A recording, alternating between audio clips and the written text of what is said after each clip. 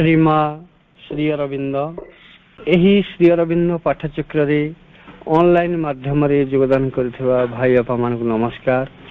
आज आलोच्य विषय छाई चेतनार मनीष तृतीय भाग।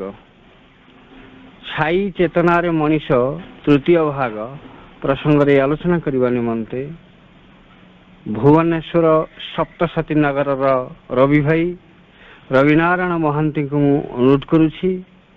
रवि भाई तांकर वक्तव्य प्रदान करंतु।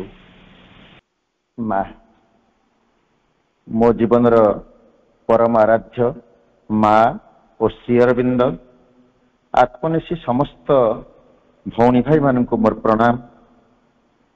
मां को आज प्रार्थना करिबा जेपरि तांकर दिव्य उपस्थिति प्रेरणा आम पाई रहिबो।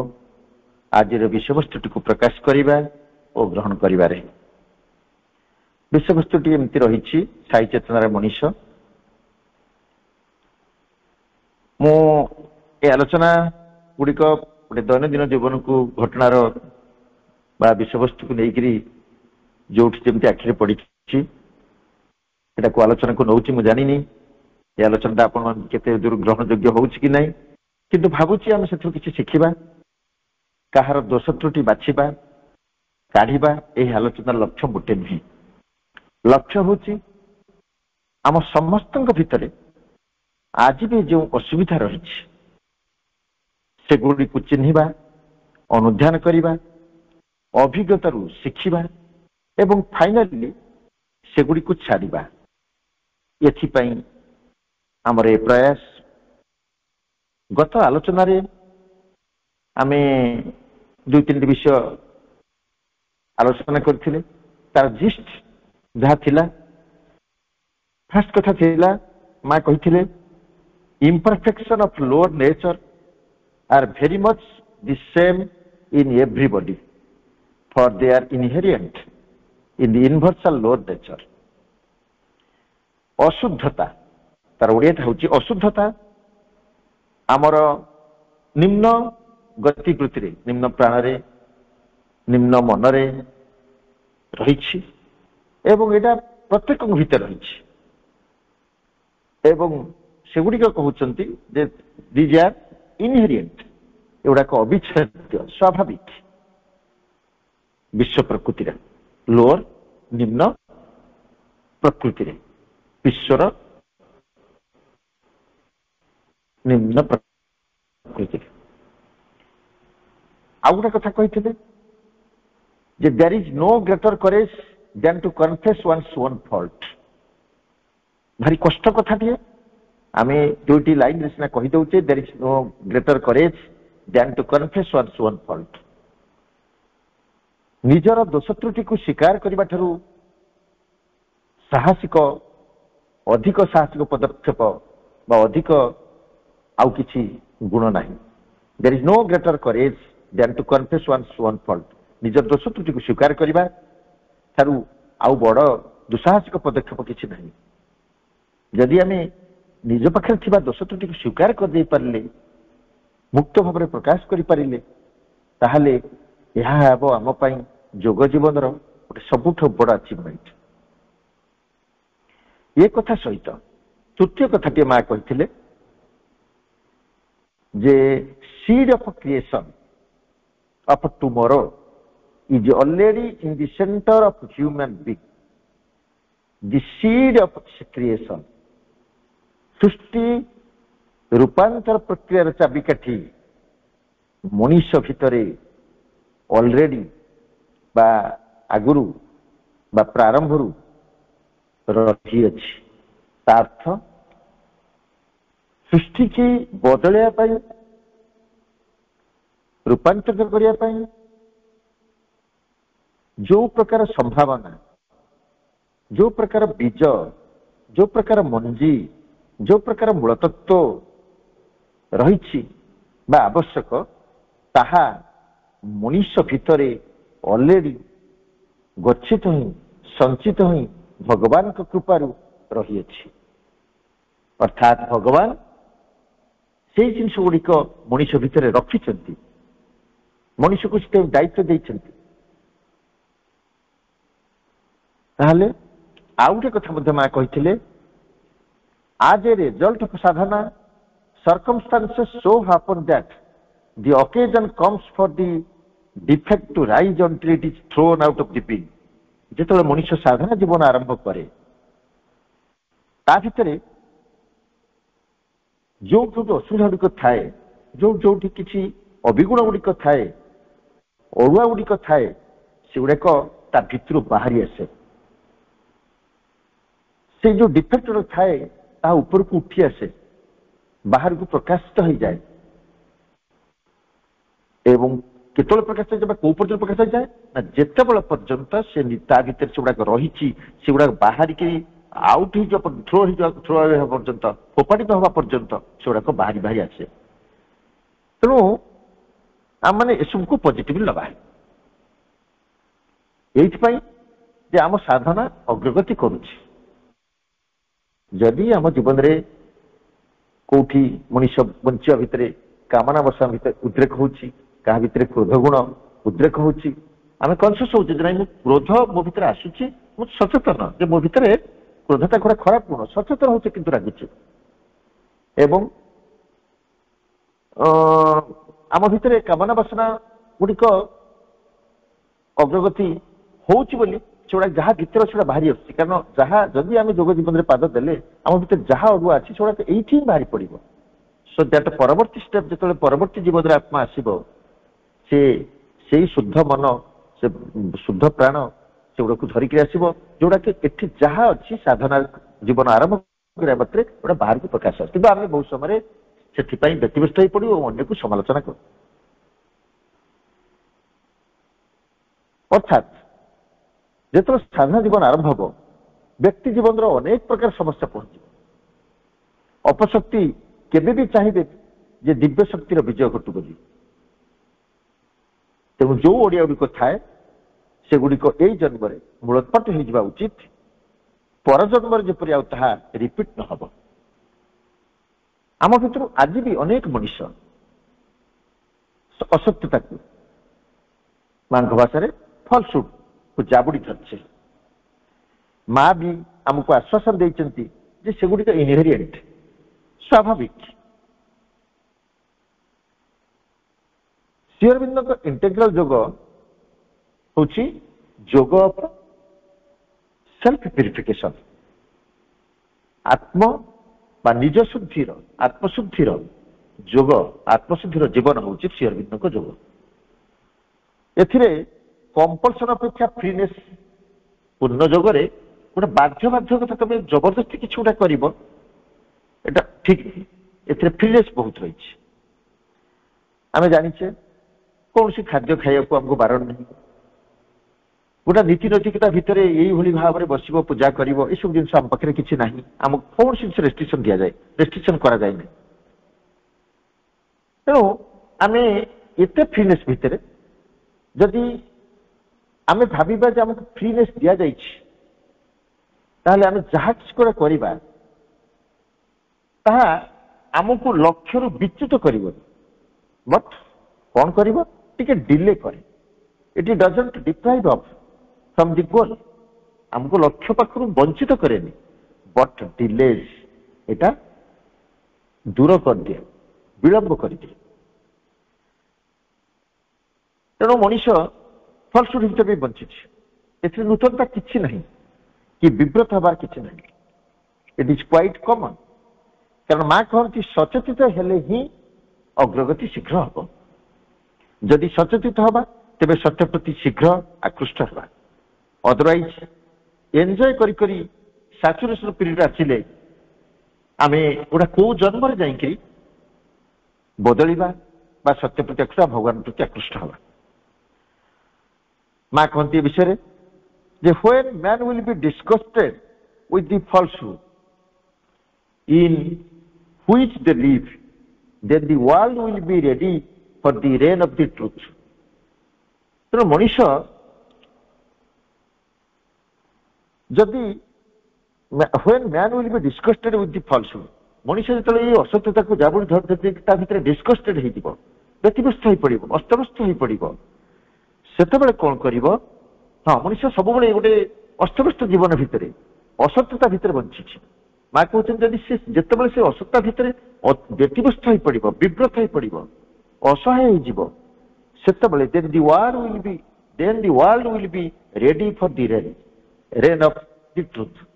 ସେତେବେଳେ ଯାଇ ପୃଥିବୀ କଣ ହବ ନା ସତ୍ୟର ରାଜନୀତି କରିବ ବା ସତ୍ୟର ରାଜନୀତି କରିବା ପାଇଁ ପ୍ରସ୍ତୁତ ହେବ।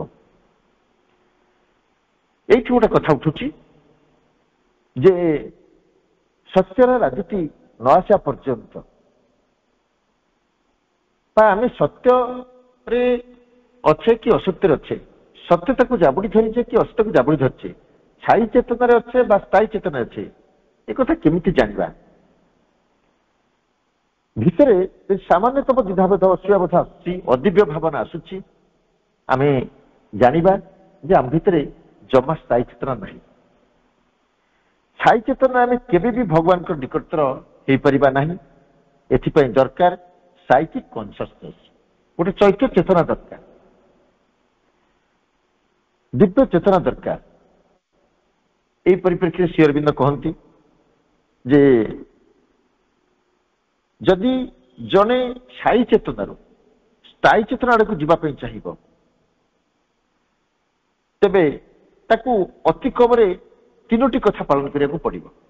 ଫାଷ୍ଟ କଣ କହୁଛନ୍ତି ନା keep always confidence in the mother's care and love.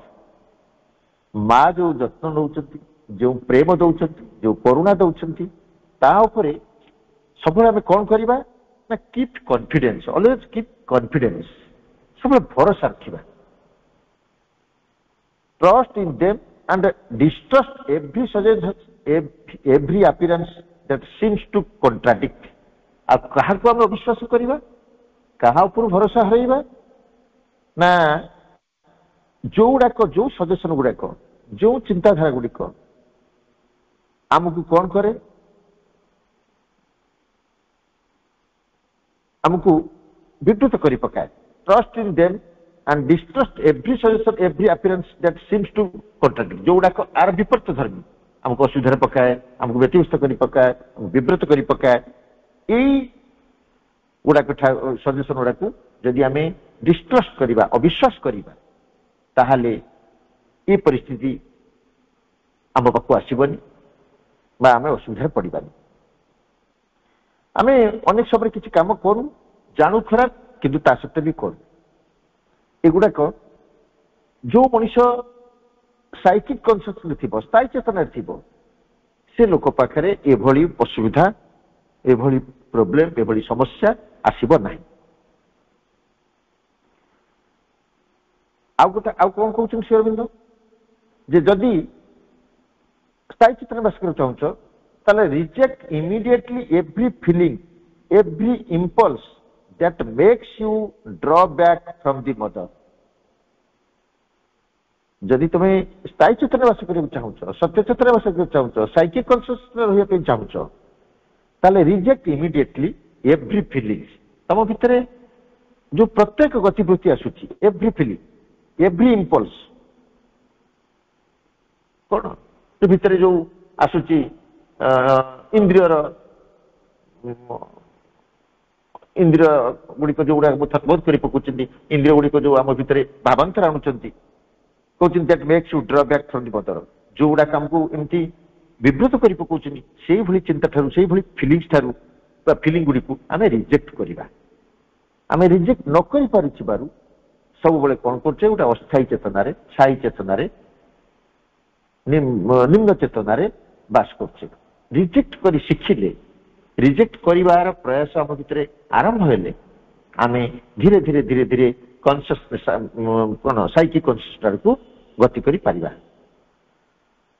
ଆଉ କହୁଛନ୍ତି do not let too much stress on outward signs, sign, SIGNS, sign.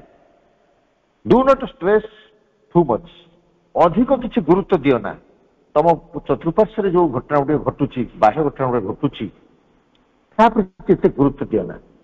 ସବୁବେଳେ କଣ କରିବା, ଯଦି ଆମେ ଅନ୍ତର୍ଚେତନା ଭିତରେ ବାସ କରିପାରିବା, ଗୋଟେ ହୃଦୟ ଚେତନା ଭିତରେ ବାସ କରିପାରିବା, ତାହେଲେ ସେଗୁଡିକ କଣ ହବ, ଆମକୁ ସାଇକିକ କନସିୟସରେ ବାସ କରିବା ପାଇଁ ବାଧ୍ୟ କରିବ ବା ଆମେ ସେଥିରେ ବାସ କରିପାରିବା।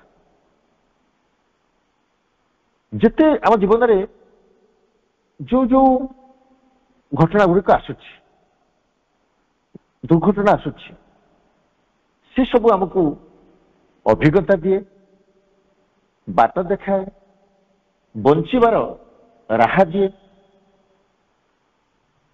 ଏବଂ ଘଟଣା ଦୁର୍ଘଟଣା ଭିତରୁ ମଣିଷ କଣ କରେ, ଯୋଉ ଅଭିଜ୍ଞତା ନିଶ୍ଚିତ ସେ ଷ୍ଟ୍ରଙ୍ଗ ହୁଏ, ସେଥିରେ ସେ ସବଳ ହେଇଯାଏ, ସେଥିରେ ସେ ସାହସ ସଞ୍ଚୟ କରେ।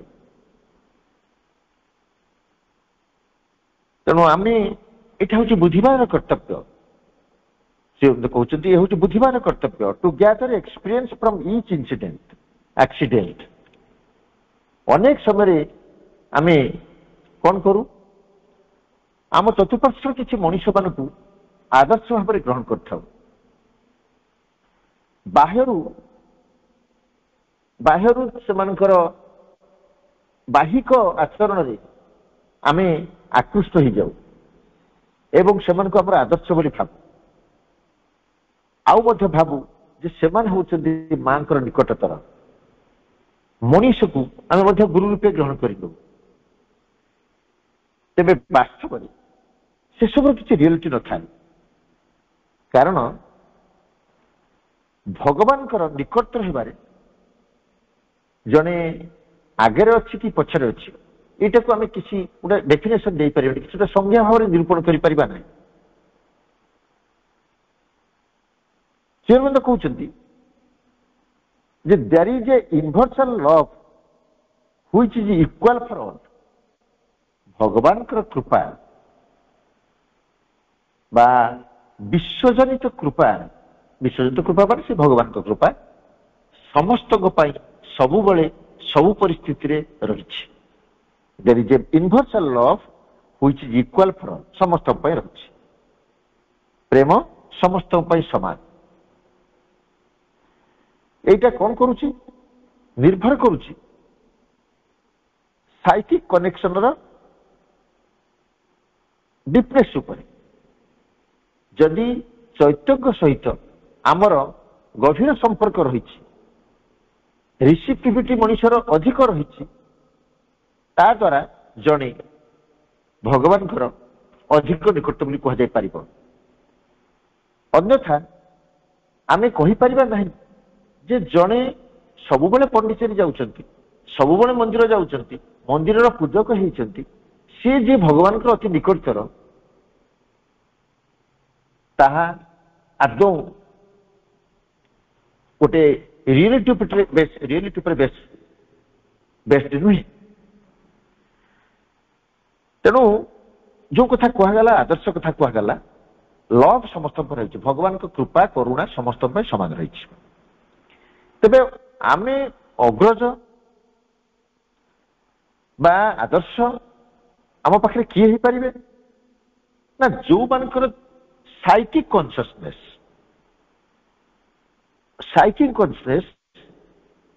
ଅଧିକା ଡେଭଲପ କରିଥାଏ, ବା ଯୋଉମାନେ ସ୍ଥାୟୀ ଚିତ୍ରରେ ଥାନ୍ତି, ଭଗବାନ ସହିତ ଯୋଉମାନଙ୍କର ନିବିଡ଼ ସମ୍ପର୍କ ଥାଏ। ତାପରେ କହୁଛନ୍ତି there is a psychic connection which is individual. ଗୋଟେ ଚୈତିକ ସମ୍ପର୍କ ଯୋଉଟା କି ଇଣ୍ଡିଭିଜୁଆଲ ବ୍ୟକ୍ତି ବିଶେଷ କ୍ରିଏଟ କରିଥାଏ। ସବୁବେଳେ ଇଣ୍ଡିଭିଜୁଆଲ ର ଆସ୍ପୃହା, ଇଣ୍ଡିଭିଜୁଆଲର ରିସିପ୍ଟିଭିଟି, ଇଣ୍ଡିଭିଜୁଆଲର କନେକ୍ସନ ଉପରେ ଜଣେ ଭଗବାନଙ୍କର ପାଇଁ ଫ୍ରଣ୍ଟରେ ଅଛି କି ବ୍ୟାକରେ ଅଛି, ସେଇଭଳି ଭାବରେ ବିଚାର କରାଯାଇପାରେ। ଅନ୍ୟଥା ଏ ସୋ କଲ୍ଡ ଆମେ ଗୋଟେ ବାହିକ ଉପଚାରରେ ଆଲୋଚନା କଲେ ଆମେ କାହାକୁ ଆଦର୍ଶ ଭାବରେ ଗ୍ରହଣ କରିପାରିବା ନାହିଁ। କାରଣ ସତ୍ୟ ସଂଯୋଗୀକରଣଟା ହେଉଛି ବ୍ୟକ୍ତିକେନ୍ଦ୍ରିକ। ଏହି ପ୍ରଭାବରୁ ସୋଲ୍ କଣ କରେ, ତାର ପାଷ୍ଟ ଲାଇଫ ଯେତିକି ଏକ୍ସପିରିଏନ୍ସ ଦେଇଥିବ ସେଇ ଅନୁଯାୟୀ ପ୍ରେଜେଣ୍ଟ ଲାଇଫରେ ଆଟ୍ରାକ୍ଟ ହେଇଥାଏ ବା ଆଟାଚ ହେଇଥାଏ ସୁପ୍ରିମଙ୍କ ସହିତ। ଆମେ ଗୋଟେ ସାଧାରଣ ଉଦାହରଣ ନେବା। ଉଦାହରଣ କଣ, ଧରନ୍ତୁ ଆଲୁଅ ଟିକେ ଆମକୁ ଦରକାର ହଉଛି, ଆଲୋକ ଟିକେ ଦରକାର ହଉଛି। ଆମେ ଷ୍ଟ୍ରିଟ୍ ଲାଇଟ୍ରୁ ରାଜପଥର ଆଲୋକରୁ ଆଲୋକିତ ହେଇପାରୁଛେ, ଆଲୋକକୁ ବ୍ୟବହାର କରିପାରୁଛେ ବା ତାକୁ ତା ଦ୍ୱାରା ଅନ୍ଧକାର ଦୂରୀଭୂତ ହୋଇଛି ବୋଲି ଅନୁଭବ କରିପାରୁଛେ। ସନଲାଇଟ୍ ଆମ ପାଇଁ ରହିଛି, ସୂର୍ଯ୍ୟାଲୋକରେ ଆମେ ଉଦ୍ଭାସିତ ହଉଛେ, ସୂର୍ଯ୍ୟାଲୋକକୁ ଆମେ ସମସ୍ତେ ଗ୍ରହଣ କରୁଛେ, ଦେଖୁଛେ। ସେମିତି ଦିବ୍ୟ କୃପା ଆଲୋକ ଭାବରେ, ସନଲାଇଟ୍ ଭାବରେ ଆମ ପାଖରେ ଆଭେଲେବଲ। କିନ୍ତୁ ଯଦି ଆମେ ସନଲାଇଟ୍ କି, ସୂର୍ଯ୍ୟଙ୍କର ଆଲୋକକୁ ଆଉ ବେଟର ୱେରେ ଟିକେ ବ୍ୟବହାର କରିବାକୁ ଚାହିଁବା, ଆମର ଆଉ ଟିକେ ଭିତରେ ବ୍ୟବହାର କରିବାକୁ ଚାହିଁବା, ସୋଲାର ଲାଇଟ୍ ମାଧ୍ୟମରେ ଆମେ ଘର ଫ୍ୟାନ୍ ଚଳେଇବା, ଫ୍ରିଜ୍ ଚଳେଇବା, ଟିଭି ଚଳେଇବା, ରୋଷେଇ କରିବା, ତାହେଲେ ଆମକୁ କଣ କରିବା ପାଇଁ ପଡିବ ନା ସୋଲାର ସିଷ୍ଟମ ର ସାହାରା ନେବା ପାଇଁ ପଡିବ, ଗୋଟା ଇଣ୍ଡିଭିଜୁଆଲ ପ୍ରୟାସ କରିବା ପାଇଁ ପଡିବ। ଠିକ ସେମିତି ଭଗବାନଙ୍କ କୃପା, ଭଗବାନଙ୍କର ଭଲ ପାଇବା, ଭଗବାନଙ୍କ ପ୍ରେମ, ଦିବ୍ୟ ପ୍ରେମ ସବୁଆଡେ ଅଛି। କିନ୍ତୁ ତାକୁ ପାଇବାକୁ ହେଲେ ଯେମିତି ଆମେ ସୂର୍ଯ୍ୟାଲୋକକୁ ଗୋଟେ ସୋଲାର ସିଷ୍ଟମ ମାଧ୍ୟମରେ ଆମ ଘର ଭିତରକୁ ଆଣିକିରି ଉପଯୋଗୀ କରିପାରୁଛେ, ବ୍ୟକ୍ତିଗତ ବ୍ୟବହାର ପାଇଁ କରିପାରୁଛେ, ଠିକ ସେମିତି ଚୈତ୍ୟ ସତ୍ତା ଭଗବାନଙ୍କ ପ୍ରତି କୈନ୍ଦ୍ରିକ ହେଲେ କଣ କରିଥାଏ ନା ତାଙ୍କର କୃପାକୁ ଆଣିକିରି ବ୍ୟକ୍ତିଗତ କାମରେ ବ୍ୟବହାର କରିଥାଏ, ଅର୍ଥାତ୍ ତାଙ୍କର ଆତ୍ମାକୁ ଶୁଦ୍ଧି କରିବାରେ, ଯୋଉ ସବୁ ଆତ୍ମା ଥାନ୍ତି ତାଙ୍କୁ ଶୁଦ୍ଧ କରିବାରେ ସାହାଯ୍ୟ ହୋଇଥାଏ। ଅର୍ଥାତ୍ ସେ ଚୈତ୍ୟ ସତ୍ତା ଆସ୍ପୃହା କଲେ ହିଁ ଅଶୁଦ୍ଧ ମନ, ଅଶୁଦ୍ଧ ପ୍ରାଣ, ଅଶୁଦ୍ଧ ଶରୀରଟିଏ ଚୈତ୍ୟାଭିମୁଖ ହେଇଥାଏ, ଯଦ୍ୱାରା ସେଇଠି ସେମାନଙ୍କର ଗୋଲ ଓରିଏଣ୍ଟେଡ ସେମାନେ ହେଇଯାନ୍ତି। ତେଣୁ ଜଣେ ଏଇ ପରିପ୍ରେକ୍ଷୀରେ ଆମେ କହିପାରିବା ଜଣେ ଏମିତି ନିମ୍ନ ପ୍ରାଣ ପ୍ରବୃତ୍ତିର ସମ୍ପର୍କରେ ରହି, ସ୍ଥାୟୀ ଚେତନ ରହି ବଞ୍ଚିବ କିମ୍ବା ସ୍ଥାୟୀ ଚେତନ ରହିବ, ତାହା ସମ୍ପୂର୍ଣ୍ଣ ରୂପେ ଗୋଟେ ଇଣ୍ଡିଭିଜୁଆଲ ସୋଲର ଡିସିସନ ଉପରେ ନିର୍ଭର କରିଥାଏ। ଜଣେ କେତେ କ୍ଲୋଜର ହବ, କେତେ ଫାଦର ହବ, ତାହା ଇଣ୍ଡିଭିଜୁଆଲ ସୋଲ ହିଁ ଚେଷ୍ଟା କରିଥାଏ ବା ତାର ଇଣ୍ଡିଭିଜୁଆଲ ଆଟେମ୍ପ୍ଟ ଉପରେ, ଆସ୍ପୃହା ଉପରେ ନିର୍ଭର କରିଥାଏ। ଯିଏ ସୋ କଲ୍ ନିୟର ହେବ, ସିଏ ଯେ ସ୍ଥାୟୀ ଚେତନ ଅଧିକାରୀ ତାହା ଆଦୌ ଠିକ ନୁହେଁ। କାରଣ divine has no preferences or dislikes and it is equal to all. ଯୋଉ କଥା ଆମେ କହିଲେ ଦିବ୍ୟ ପ୍ରେମଟା ସବୁବେଳେ ସମସ୍ତଙ୍କ ପାଇଁ ରହିଛି। ଡିଭାଇନଙ୍କର କାହା ପ୍ରତି ପ୍ରିଫରେନ୍ସ ନଥାଏ, କାହା ପ୍ରତି ଡିସଲାଇକ୍ ନଥାଏ, କାହା ପ୍ରତି ଗୋଟେ ସ୍ପେଶାଲ ଆଗ୍ରହ ନଥାଏ କିମ୍ବା ସ୍ପେଶାଲ ଭାବରେ ଡିସଲାଇକ୍, ଯୋଉଗୁଡାକ ଆମେ ଆଗରୁ ଆଲୋଚନା କରିଛେ ଯେ ଭଗବାନ କେବେ ଦଣ୍ଡ ଦିଅନ୍ତି ନାହିଁ, ଭଗବାନ କେବେ ବି ଦଣ୍ଡ ଦିଅନ୍ତି ନାହିଁ, ତାଙ୍କ ଡିକ୍ସନାରୀ ଦଣ୍ଡ କିଛି ନାହିଁ। But that does not prevent there being a special relationship. କିନ୍ତୁ ମଣିଷ ଚାହିଁଲେ ବା ଆମେମାନେ ଚାହିଁଲେ ଆମେ ଭଗବାନ ସହିତ ଗୋଟେ ସ୍ପେଶାଲ ରିଲେସନ ଟେ କ୍ରିଏଟ କରିପାରିବା। This relation however doesn't depend on the more or less identification or union। କିନ୍ତୁ ଏଇ ଯୋଉ ସମ୍ପର୍କଟା ହୁଏ ଭଗବାନ ସହିତ, ଆମର ଯୋଉ ସମ୍ପର୍କଟା କ୍ରିଏଟ ହୁଏ, ଏଇଟାରେ ଆମେ ମୋର ଆଇଡେଣ୍ଟିଫାଏଡ ଅର ମୋର ତାଙ୍କ ସହିତ ଯୋଗ ହେଇଛେ, ଇଏ କଥାର କିଛି ନିର୍ଭର କରିନଥାଏ। କଥାଟା ହଉଛି ଏମିତି ଆମେ ବୁଝିପାରିବା ଯେ ଭଗବାନଙ୍କର ପ୍ରିଫରେନ୍ସ ନଥାଏ କାହା ପ୍ରତି, ଭଗବାନଙ୍କର ଡିସଲାଇକ୍ ନଥାଏ କିଛି ପ୍ରତି, ସେ ସମସ୍ତଙ୍କ ପାଇଁ ଯେମିତି ବାପା ମା ସମସ୍ତ ସବୁ ସନ୍ତାନ ମାନଙ୍କ ପ୍ରତି ସମାନ ଆଚରଣ ପ୍ରକାଶ କରିଥାନ୍ତି। କିନ୍ତୁ ଅଧିକ ଆକର୍ଷଣ ବାପା ମାଙ୍କର ଦୃଷ୍ଟି ପଡିଥାଏ କେତେବେଳେ ନା ଯୋଉ ପିଲାଟି ତାଙ୍କ ପ୍ରତି ଅଧିକ ଆକୃଷ୍ଟ ହେଇଥାଏ। ସେମାନଙ୍କର କାହା ପ୍ରତି ଘୃଣାଭାବ ନଥାଏ, କାହା ପ୍ରତି ଡିସଲାଇକ୍ ନଥାଏ ବାପା ମାଙ୍କର, କି କାହାକୁ ବାପା ମା ଅଭିଶାପ ଦିଅନ୍ତି। ତେବେ ଯୋଉ ସନ୍ତାନଟି ତାଙ୍କ ପ୍ରତି ବେଶୀ ଆଗ୍ରହ ପ୍ରକାଶ କରେ, ସିଏ ବାପା ମା ମାନେ ତାଙ୍କ ପ୍ରତି ଅଧିକ ଟିକେ ଆକୃଷ୍ଟ। ଏକ୍ଜାକ୍ଟଲି ସେଇ କଥା ହୁଏ ଭଗବାନଙ୍କ କ୍ଷେତ୍ରରେ। ଏ ବିଷୟରେ ସେ କହୁଛନ୍ତି ଯେ ଦି ପିଓରର ସୋଲ ହାଜ୍ ଆନ୍ ଇଜିଅର ଆକ୍ସେସ୍ ଟୁ ଦି ଡିଭାଇନ୍। ସବୁବେଳେ ମା କହନ୍ତି ଯେ ସରଳ ହୁଅ, निरलस हुओ तुम कार्य तुम ठीक भाव कर एटा हूँ this is the way to reach the divine आम भगवान पाखे पहुंची पारे बोली से कहगला the pure soul has an easier access to the divine गोटे शुद्धात्मार एमती कहीपर कथाटी को शुद्धात्मा करें सहज प्रवेश शुद्धात्मा मानि निए परम निर्देश तेणु जो आत्माटी शुद्ध सी सब बेले भगवान को निकट रही जाए जी सरल जी निरहंकारी जी निस्वार्थपर निष्कपट से माने बेसी भगवान को निकट रही था कारण आत्म ज्ञान नथिले आमे गोटे संसार जीवन में गोटे व्यक्तित्व प्रतिष्ठा करि परिबा किंतु आत्मज्ञान नथिले आमे जो इमोर्टाल लाइफ प्रति आकृष्ट होकु चाहूचे ताहा केबे संभव हुए नहीं बेले बेले आमे मनुष्य माने कौन करू ये जो आत्मज्ञान व्यतीत आमे आमर अंतरात्मा निर्देश व्यतीत अहंग निर्देश परिचालित होता जोटा को आम कहूचे छाई चेतना कथा गोटे घटना टे कहि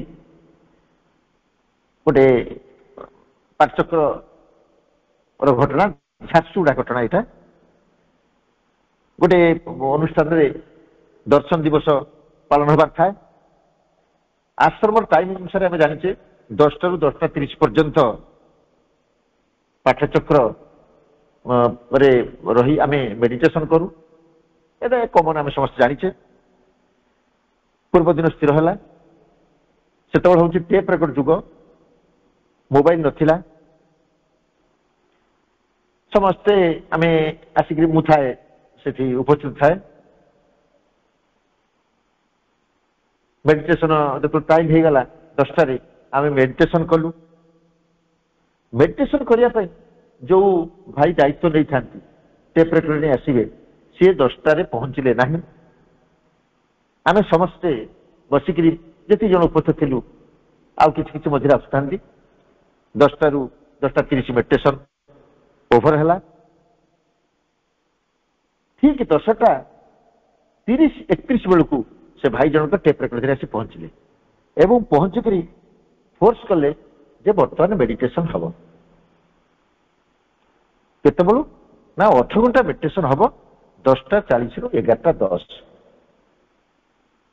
तांकर दुईटा जुक्ति पाखे थिला प्रथम जुक्ति थिला मु ए कथा को अंगे निभेछि प्रथम जुक्ति थिला without mother's organ music meditation is useless organ music न बाजिले मेडिटेशन हो पार नहीं द्वितीय कथा मु टेप रेकर्ड नहीं आसीनी मेडिटेशन करने को तुमको मेडिटेशन करने को कहला किए भाई जनक आम सब यंग था भाई जनक वयस्क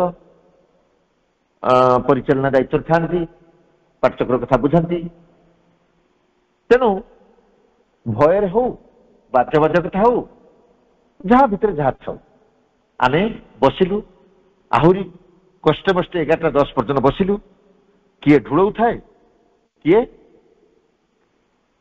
अनै थाए यही भाव में पाठचक्र ओपर है सॉरी मेडिटेशन ओपर है ये जो घटना कथा मु कहली कहवाक चाहूँगी ये घटना आम किसी अभिज्ञता नवा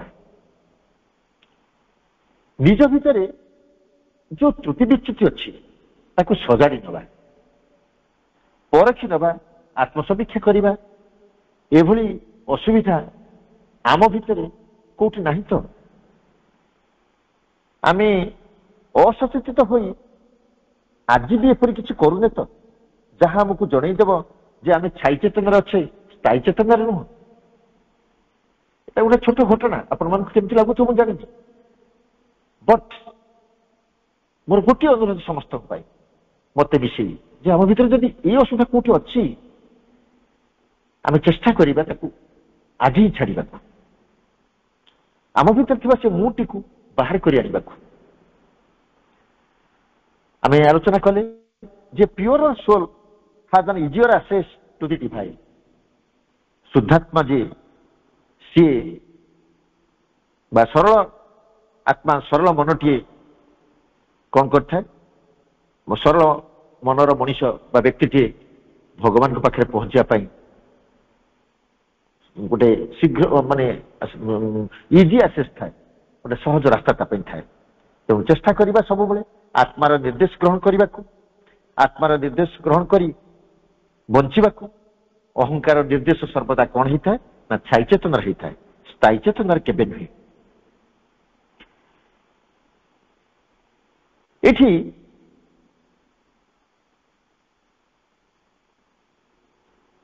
ଗୋଟେ କଥା କୁହାଯାଏ ଯେ ଆମେ କେମିତି ଜାଣିବା ଆମେ ସ୍ଥାୟୀ ଚେତନା ଅଛେ କି ଛାଇ ଚେତନାରେ।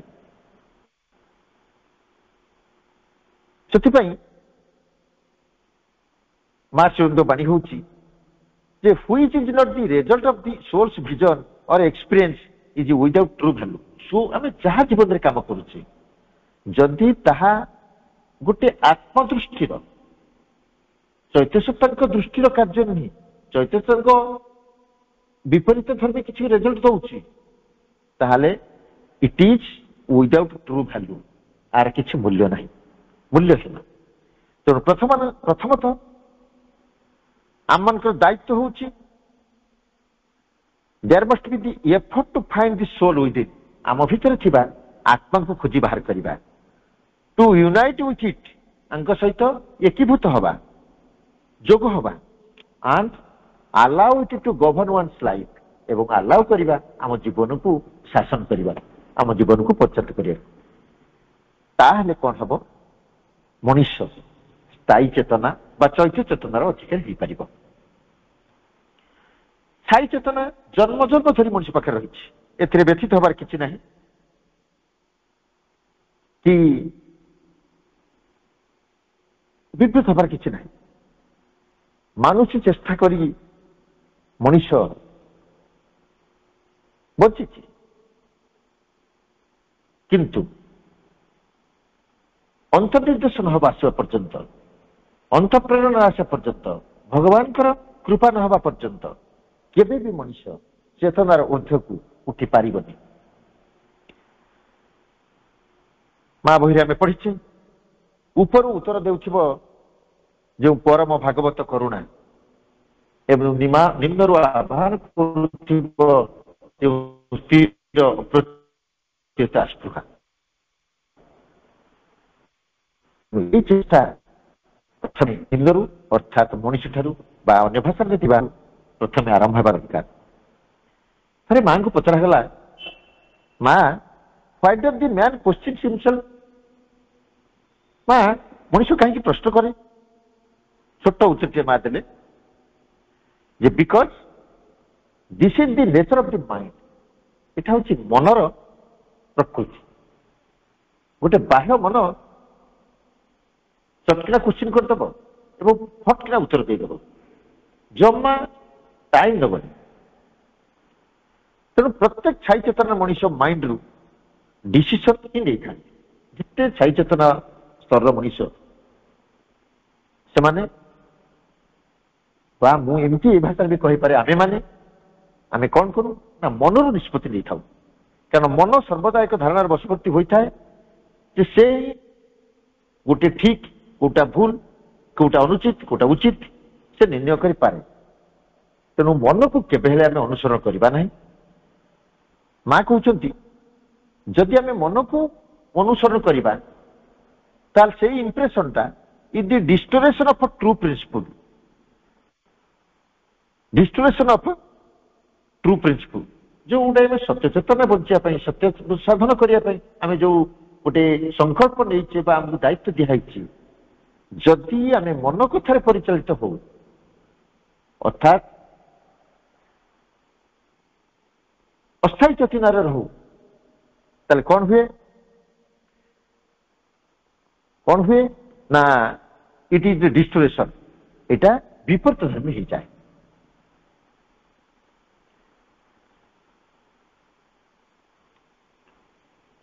ତାପରେ କଣ ହୁଏ ନା then man's life truly become manifestation of the supreme will expressing itself individually consciously। ଯେତେବେଳେ ମଣିଷ and if the soul were to take up the governance of the being. ଯେତେବେଳେ ଆତ୍ମା ନିୟନ୍ତି ଦାୟିତ୍ୱ,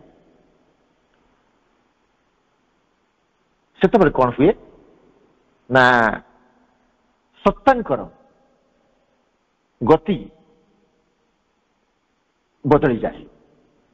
Then man's life would truly become the manifestation of the supreme. ତାପରେ କଣ ହେଇଯାଏ ନା ମଣିଷଙ୍କର ଜୀବନଟା ବାସ୍ତବରେ ପରମଙ୍କର ପ୍ରକାଶର ଏକ ଯନ୍ତ୍ର ପାଟିଯାଏ ଏବଂ ସେ ସୁପ୍ରିମଙ୍କର ୱିଲକୁ ଏକ୍ସପ୍ରେସ କରନ୍ତି ଇଟସେଲ୍ଫ ଇଣ୍ଡିଭିଜୁଆଲି କନସିୟସଲି, ବ୍ୟକ୍ତିଗତ ଭାବେ ଏବଂ ସଚେତନ ଭାବରେ। ତା ଅର୍ଥ ଆମେ ଯେତେ ଦିନ ପର୍ଯ୍ୟନ୍ତ ଇଣ୍ଡିଭିଜୁଆଲ ମଣିଷ ଅନକନସିୟସଲି ଥିବା, ଭଗବାନଙ୍କୁ ପ୍ରାଧାନ୍ୟ ନ ଦେଇ ଗୋଟେ ବାହିକ ଘଟଣାରେ ନିଜକୁ ସାମିଲ କରୁଥିବା, ବାହାରକୁ ଶୋ କରୁଥିବା ଯେ ଆମେ ଭଲ ମଣିଷ, ଆମେ ଭଲ କାର୍ଯ୍ୟ କରୁଛୁ, ଆମେ ଜ୍ଞାନୀ, କୋଉଠି ନା କୋଉଠି ଏଗୁଡାକ କଣ ହୁଏ ନା ସାଧାରଣ ଜୀବନ ଆରମ୍ଭ ହେଲା ପରେ ଏଗୁଡା ସବୁ ପ୍ରକାଶ ପାଇଯାଏ। ଘଟଣାଟିଏ କହୁଛି ଆପଣମାନଙ୍କୁ। ଭୁବନେଶ୍ୱରର ଗୋଟେ ନିର୍ଦ୍ଦିଷ୍ଟ ଜାଗାରେ ଗୋଟେ ପାଠଚକ୍ର ହେଉଥାଏ, 4-5 ବର୍ଷ ତଳର ଘଟଣା। ପାଠଚକ୍ର ଚାଲିଛି, ଆଲୋଚନା ଚାଲିଛି, ଦିନ 1:15 ହେଇଗଲା। 10ଟାରୁ 10:30ଟାରୁ ପାଠଚକ୍ର ଆରମ୍ଭ ହେଇଛି। ତା ଭିତରେ ଯେତେବେଳେ 1:30 ହେଇଛି, ହଠାତ୍ ଯୋଉ ବକ୍ତା ଜଣକ କହୁଥିଲେ ସେ ଫୋନରେ କାହା ସହିତ ଗୋଟେ ଫୋନ ଆସିଲା, ସେ ଫୋନରେ କାହା ସହିତ କଥା ହେଲେ ଏବଂ ସଡନ କହିଲେ ଯେ ପାଠଚକ୍ର ଏଇଠୁ ବନ୍ଦ କରାଗଲା, ଆପଣମାନେ ଯାଆନ୍ତୁ, ଖାଇଦିଅନ୍ତୁ, ଖାଇସାରିଲା ପରେ ଟିଭି ବାଇକ୍ ନେବା ପାଇଁ ଆସିବେ 2 ଜଣ, 2ଟା ଟିଭିରୁ ଆସିବେ, ସେଇ ସମୟରେ ଆଲୋଚନା ହେବ, ସେମାନଙ୍କର ଟିଭି ବାଇକ୍ ନେବେ, ଆପଣମାନେ ଯାଇପାରନ୍ତି, ଯାଇକିରି ଖାଇକିରି ଆସନ୍ତୁ, ପାଠଚକ୍ର ତାପରେ କଣ୍ଟିନ୍ୟୁ ହେବ। ମାନେ ସେ ଯୋଉ ଭାଇ ଜଣକ ଆଲୋଚନା କରୁଥିଲେ, ସେ ଅଞ୍ଚଳର, ମୁଁ ଅଞ୍ଚଳ ନାଁ କହିବି ନାହିଁ, ମୁଁ କିଛି ଭାଇଙ୍କ ନାଁ ନେବାକୁ ଉଚିତ ମନେ କରୁନି, ମୁଁ ବାରମ୍ବାର କହିଛି କ୍ଷମା ମାଗି ମାଙ୍କ ପାଖରେ, ଆପଣମାନଙ୍କ ପାଖରେ, ଯେ କାହାକୁ ପ୍ରକାଶ କରିଦେବା, କାହାକୁ ଏକ୍ସପୋଜ କରିବା ଲକ୍ଷ୍ୟ ମୋର ନୁହେଁ।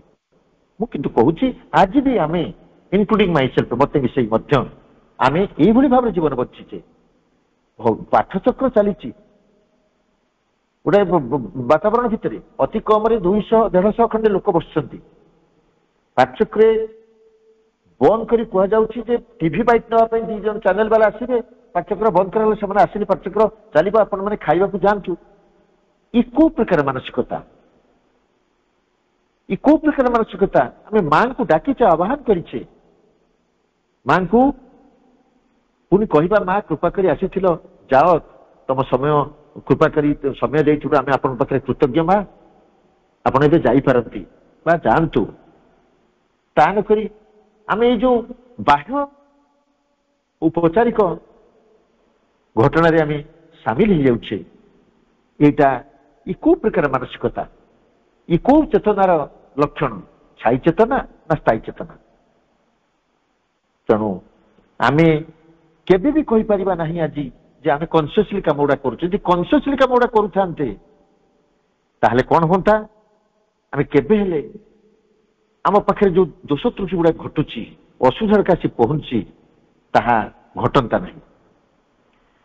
ନିମ୍ନ ଚେତନାର ମନ କଥା ଛାଡନ୍ତୁ, ଲୋଅର ମାଇଣ୍ଡ କଥା ଛାଡନ୍ତୁ, ଅର୍ଡିନାରୀ ମାଇଣ୍ଡ କଥା ଛାଡନ୍ତୁ, ହାୟର ମାଇଣ୍ଡ ମଧ୍ୟ କନସିୟସଲି କାର୍ଯ୍ୟ କରିଥାଏ, ଏହା ମଧ୍ୟ ଡାଉଟଫୁଲ। ସେଥିପାଇଁ ମା ବହିରେ ସ୍ପଷ୍ଟ ଅଛି, ଉଚ୍ଚତର ମନ ବୁଝି ସ୍ୱୀକାର କରି ନେଲେ ବି ଆମେ ଯେ ଗୋଟେ ସାଇକିକ କଣ ଗୋଟେ ପାର୍ଶ୍ୱବର୍ତ୍ତୀ ହେଇଯାଇଛେ, ନିକଟରେ ହେଇଛେ, ତାହା ମଧ୍ୟ ନୁହେଁ। ଆଗରୁ ଆମକୁ କୁହାଯାଉଥିଲା, ଆମେ କହୁଥିଲେ ଯେ କନସାଇନ୍ସ, ବିବେକ କଥା। ଏବେ ସେଇ ଟର୍ମଟା ବଦଳିଛି, ପ୍ୟୁରିଫାଏଡ ରୂପରେ ଆମେ ତାକୁ କହୁଛେ କନସିୟସନେସ, ଚେତନା। ଆମେ ସେତେବେଳେ କହୁଥିଲେ ବିବେକଶୀଳ ମଣିଷ, ବିବେକୀ ମଣିଷ, ଏବେ ଆମେ କହୁଛେ ଚେତନଶୀଳ ମଣିଷ। ତେଣୁ ଚେତନଶୀଳ ମଣିଷ କିଏ? ନା ଯୋଉ ମଣିଷଟିଏ ସ୍ଥାୟୀ ଚେତନାର ଅଧିକାରୀ। କିନ୍ତୁ ଆମ ମାନଙ୍କର ପ୍ରାୟ ଅଧିକାଂଶଙ୍କର ମାଙ୍କ ନୁହେଁ, ଶ୍ରୀ ଅରବିନ୍ଦଙ୍କ ଭାଷାରେ ଏ handful of people, a big handful of people, a handful of people or a big handful of people ଆଜି ସୁଦ୍ଧା ଜାଣିନାହାନ୍ତି ସେମାନେ କାହିଁକି ପୃଥିବୀକୁ ଆସିଛନ୍ତି, why they have birth, କାହିଁକି ସେମାନେ ଜନ୍ମ ହେଇଛନ୍ତି, why they have lived, ସେମାନେ କାହିଁକି ବଞ୍ଚିଛନ୍ତି, why they die, ସେମାନେ କାହିଁକି ମରନ୍ତି। ଏମିତି ଭାବରେ ଆମେ ଜୀବନ ବଞ୍ଚି ବଞ୍ଚି ବଞ୍ଚି ବଞ୍ଚି ବଞ୍ଚିକା ଚାଲିଛେ, କାରଣ ଆମେ ମନ ଚେତନା ଅଛେ, ଅସ୍ଥାୟୀ ଚେତନା ଅଛେ। ମନ କଣ କରେ, ବା ଅସ୍ଥାୟୀ ଚେତନାର ମଣିଷଟିଏ ହଉଛି ମନର ମଣିଷ।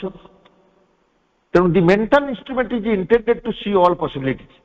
ଏଇ ଯୋଉ ମନର ମଣିଷ, ଅସ୍ଥାୟୀ ଚିତ୍ର ମଣିଷଟି କଣ କରେ, ସବୁ ପ୍ରକାର ସମ୍ଭାବନାକୁ ଦେଖିଛି ବୋଲି ଫଟକିନା ଉତ୍ତର ଦିଏ, ସବ୍ ଜାଣତା ଭଳିଆ, ସବୁ ଜାଣିଛି ବୋଲି ଭଳିଆ ଉତ୍ତର ଦିଏ। ମନ ଯେତେବେଳେ ଭାବେ ବା ଅସ୍ଥାୟୀ ଚିତ୍ରରେ ରହିଥିବା ମଣିଷଟିଏ ଯେତେବେଳେ ଭାବେ, ସେ ସବୁବେଳେ ଖୋଜେ ମୁଁ କେମିତି ଗୋଟେ ଇମିଡିଏଟ କନସିକ୍ୱେନ୍ସ କଣ ପାଇବି, ଏବଂ କୁହେ ଏଇଟା ଭଲ ସେଇଟା ଖରାପ, ସିଏ ଭଲ ମଣିଷ ଇଏ ଖରାପ ମଣିଷ। ଆମେ ଅଲପେସନ ଜଣଙ୍କ ପ୍ରତି ରିମାର୍କ ଦେଇଦେଉ, ସେ ଭଲ ମଣିଷ ସେ ଖରାପ ମଣିଷ, ଏଇଟା ଭୁଲ ସେଇଟା ଠିକ। ମନ ଏଇଭଳି ରେଜଲ୍ଟ ଓରିଏଣ୍ଟେଡ ଆନ୍ସର ଦେବା ପରେ, ଏଇଭଳି ଚିନ୍ତା କରିବା ପରେ ମଣିଷ ପାଖରେ ଆସିକି ବା ମଣିଷ ପାଖରେ କଣ ପହଞ୍ଚାଏ ନା ଅଲ୍ ମିଜରିଜ ଫଲୋ ଫ୍ରମ୍ ଦ୍ୟାଟ୍। ଏଇଥିରୁ ମଣିଷର ସବୁ ପ୍ରକାର କଷ୍ଟ, ସବୁ ପ୍ରକାର ଯନ୍ତ୍ରଣା, ସବୁ ପ୍ରକାର ଦୁଃଖ, ସବୁ ପ୍ରକାର ସମସ୍ୟା ଆସିକିରି ପହଞ୍ଚେ। ତେଣୁ ମା କହୁଛନ୍ତି one cannot say that it is a bad thing, it is an intermediate stage, not a very pleasant one, but still one which was certainly inevitable for completion of the development of the mind। ମା କଣ କହୁଛନ୍ତି ଯେ ମନେ ରଖିବା, ଯେହେତୁ ମଣିଷ ହଉଛି ଗୋଟେ ଶ୍ରୀଅରବିନ୍ଦଙ୍କ ଭାଷା ଗୋଟେ ଟ୍ରାଞ୍ଜିଟୋରୀ ବିଙ୍ଗ, ଗୋଟେ ମଧ୍ୟବର୍ତ୍ତୀକାଳୀନ ଜୀବ, ତେଣୁ ପ୍ରତ୍ୟେକଙ୍କର ଜୀବନରେ ଯାହା ଯାହା ଘଟୁଛି ତାହା ବ୍ୟାଡ ନୁହେଁ କି ଗୁଡ ନୁହେଁ। କାଲିକି ତାହା ନଥିବ, ଆଜି ଯେ ଯାହାକୁ ଆମେ ବ୍ୟାଡ କହୁଛେ ସେ କାଲିକି ଗୁଡ ହେଇଯାଇପାରେ, କାରଣ ଇଟ୍ ଇଜ ଆନ୍ ଇଣ୍ଟରମିଡିଏଟ୍ ଷ୍ଟେଜ, ଇଟ୍ ଇଜ ଆନ୍ ଇଣ୍ଟରମିଡିଏଟ୍ ଷ୍ଟେଟ। ଏଇଟା ହଉଛି ଗୋଟେ ମଧ୍ୟବର୍ତ୍ତୀକାଳୀନ ଅବସ୍ଥା। ତେଣୁ ମଧ୍ୟବର୍ତ୍ତୀକାଳୀନ ଅବସ୍ଥାରେ ଥିବା ଲୋକଟାକୁ ଆମେ କେବେ ବ୍ୟାଡ କହିପାରିବା ନାହିଁ କି ଗୁଡ କହିପାରିବା ନାହିଁ। ତାର କାରଣ ଆମେ ନିଜେ ମଧ୍ୟ ମଧ୍ୟବର୍ତ୍ତୀକାଳୀନ ଜୀବ ବୋଲି ଶ୍ରୀ ଅରବିନ୍ଦ କହୁଛନ୍ତି, ଏବଂ ଆମେମାନେ ସମସ୍ତେ ଗୋଟେ ମଧ୍ୟବର୍ତ୍ତୀକାଳୀନ ଇଣ୍ଟରମିଡିଏଟ୍ ଷ୍ଟେଜରେ ଅବସ୍ଥାରେ ବଞ୍ଚିଛେ। ତେଣୁ ମଧ୍ୟବର୍ତ୍ତୀକାଳୀନ ଅବସ୍ଥାରେ ଥିବା ମଣିଷଟିଏ ଅନ୍ୟ ଜଣକୁ ବ୍ୟାଡ ବୋଲି କେମିତି କହିବ? ତେଣୁ କେବେ ହେଲେ ସ୍ଥାୟୀ ଚେତନାର ମଣିଷ ଅନ୍ୟକୁ ବ୍ୟାଡ କୁହେନି। ଯଦି କେହି ବର୍ଣ୍ଣନା କରୁଛନ୍ତି, ଆଲୋଚନା କରୁଛନ୍ତି, ଜଣକୁ ବାରମ୍ବାର କହୁଛନ୍ତି ସେ ଖରାପ ଖରାପ କୌଣସି କଥା ପଡିଲେ ଜଣକୁ ଦୋଷ ଦଉଛନ୍ତି, ତେବେ ମନେ ରଖିବା ସେମାନେ କେବେ ସ୍ଥାୟୀ ଚେତନାର ମଣିଷ ନୁହନ୍ତି। ତେଣୁ ସବୁବେଳେ ମନେ ରଖିବା, ମନ ଯାହା ଚାହୁଁଛି କେବେ ବି କରିବାନି, କାରଣ ଏଗୁଡା ହଉଛି ଛାଇ ଚେତନା କାମ। ମନ ଚେତନା ବା ଅସ୍ଥାୟୀ ଚେତନା ମଣିଷ କେବେ ହେଲେ ଡିଟରମାଇଣ୍ଡ ହୋଇ କାର୍ଯ୍ୟ କରିପାରେନି, ଦୃଢ ପ୍ରତିଜ୍ଞ ହୋଇ କାର୍ଯ୍ୟ କରିପାରେନି।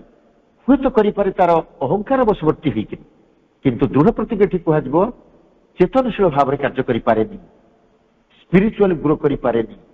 ତାକୁ ଆହୁରି ଲାଗେ ସମୟ, ଆହୁରି ଲାଗେ କଣ ଜୀବନ।